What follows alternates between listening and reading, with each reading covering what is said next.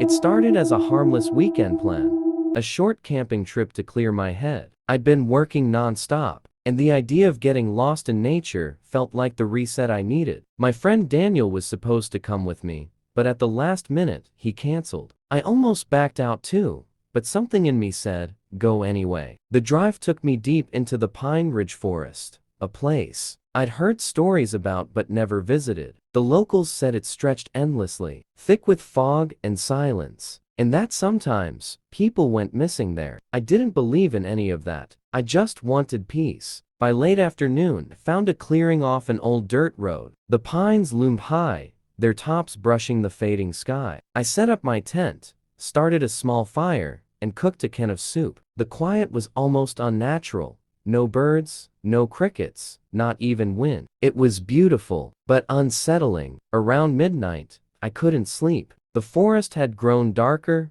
heavier. I kept hearing faint sounds, like footsteps crunching leaves just beyond the light of my campfire. At first, I thought it was an animal, but the steps were too slow, too deliberate. I called out, "Hello?" Nothing. The steps stopped. Then, from the darkness, a low whisper, too soft to make out, but definitely a voice. My stomach twisted. I shined my flashlight toward the sound, but it only showed endless trees and fog. I told myself I was imagining things, zipped the tent, and lay down. But soon, heard it again, closer this time. A dragging sound, like something being pulled across the ground. The fire had burned low, and the shadows seemed to move with the flickering light. Then I heard breathing, right outside the tent. Every hair on my body stood on end. I didn't move, didn't breathe. Whatever it was just standing there. Then, very slowly, the zipper of my tent began to move downward inch by inch. I bolted up and shouted, "Get away." The movement stopped. Silence. After a few seconds, I unzipped the tent and shone my light outside.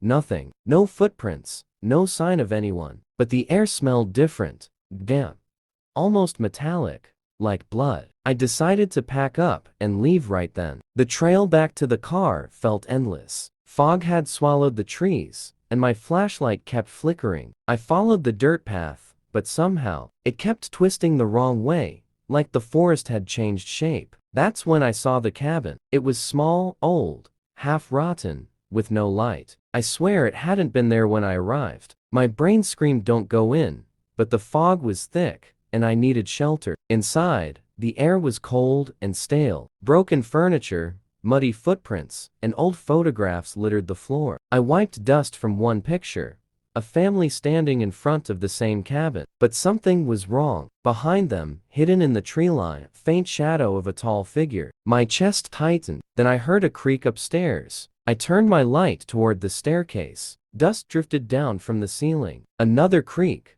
followed by a whisper, my name. I froze. "Daniel?" I said instinctively, though I knew it wasn't him. The whisper came again, clearer this time, but it wasn't a voice from upstairs. It was behind me. I spun around. Nothing there. Then the door slammed shut on its own. My flashlight went out. I fumbled with it in panic, heart pounding. When it flickered back on, there was someone standing in the corner, tall, pale, motionless. Its head tilted slowly, naturally. I couldn't see its face, only the outline. The whisper came again, only now, I could make out the words. "You shouldn't be here." I ran. I burst through the door, sprinted through the trees, branches cutting my arms and face. I didn't stop until I saw the faint glint of my car's headlights through the fog. I jumped in, locked the doors, and drove as fast as the dirt road allowed. When I reached the main road, I stopped to catch my breath. My phone buzzed a message from Daniel. "Bro,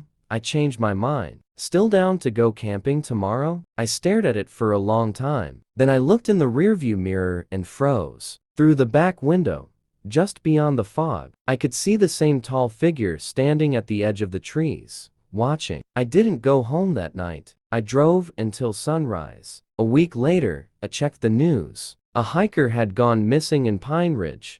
They found his tent near a clearing, the same one I camped in. The only thing left inside was a photo of a family standing in front of a cabin. And in the corner of the photo, a new figure had appeared, someone wearing the same jacket I wore that night.